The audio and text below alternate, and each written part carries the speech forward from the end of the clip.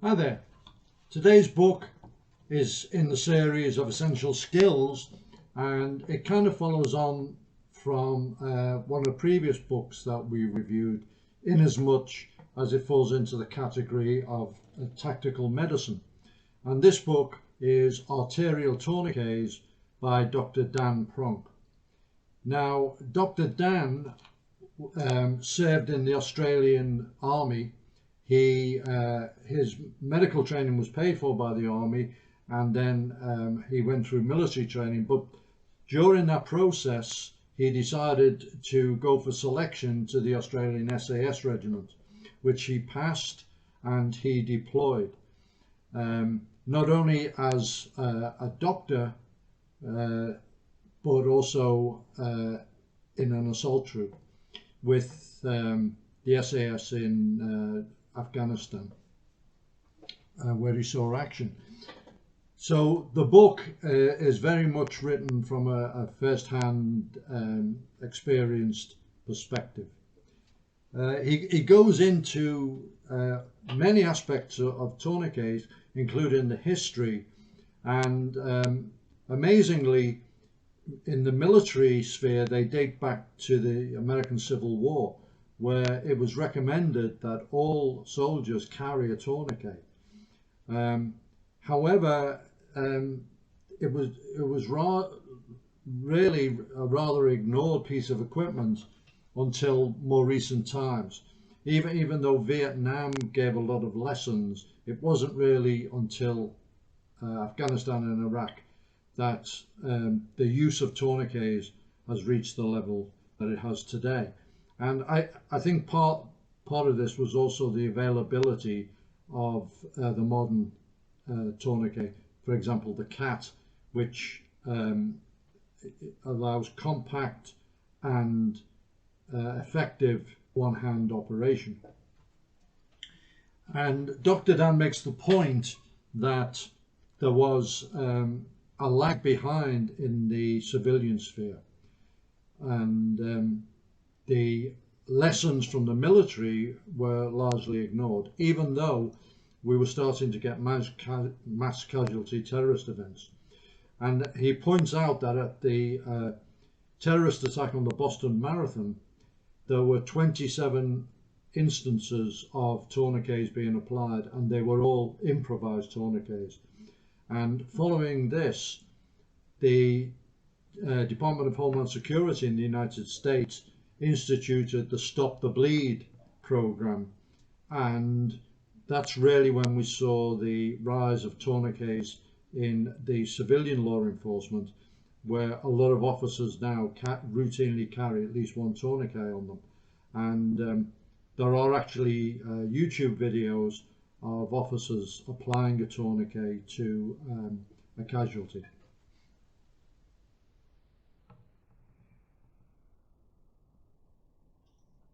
The problem with improvised tourniquets, such as in the Boston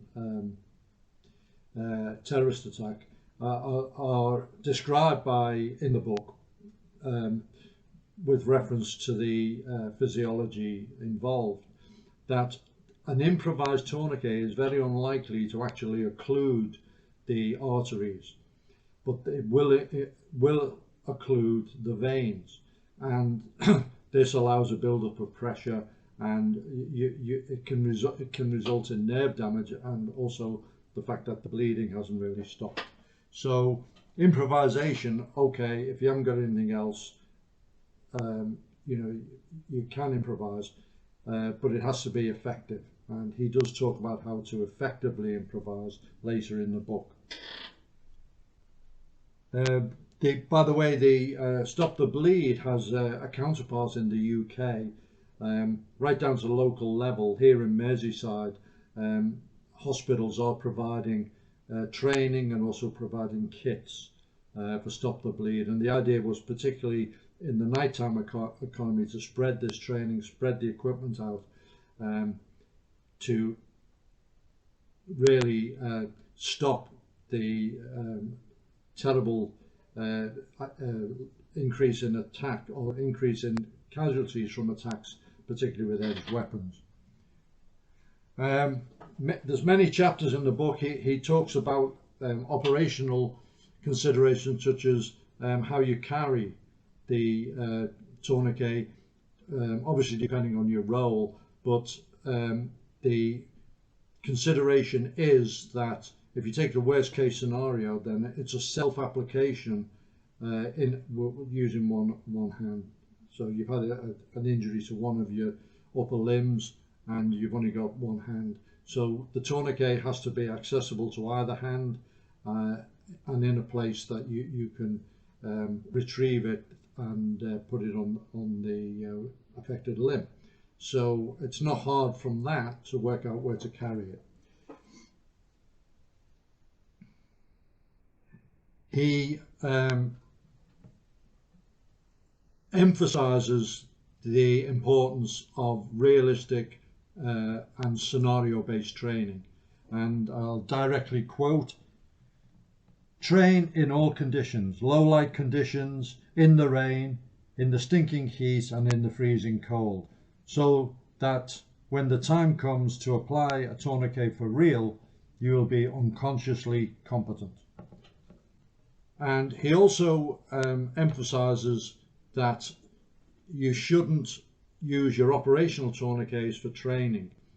Now, there are, and we've talked about this in the kit section, there are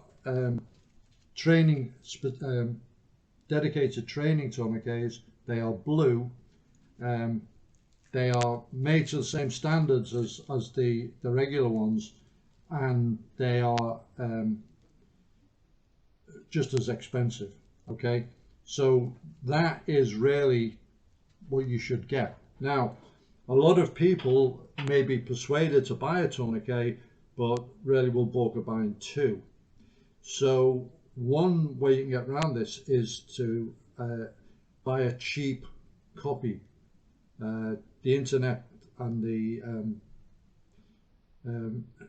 sites that sell, such as eBay, that sell equipment, do have cheap tourniquets. They're usually about half the price of the proper ones, and I would suggest that they are suitable for training. And mark them, put some blue tape on the tension bar, and keep it only for training, and keep your operational tourniquet unused, because once they're applied they do tend to stretch a little bit and their effectiveness can degrade somewhat. Okay, so that's the advice. But you should be training with the tourniquet. You should be to the level of unconscious competence, as Dr. Dan says. There's a whole section of the book on tips which have come from the field and from real life experience. I won't go over them because, you know, obviously it's his material and you get it from the book itself. The book is written by a medical professional, however it can be easily understood by laymen. I didn't struggle over any of the anatomy or the descriptions or the medical terms in it. He does describe the anatomy and physiology of the limb, what exactly you're achieving with a tourniquet, and some problems, for example, with when there's an amputation and some of the blood vessels may retract.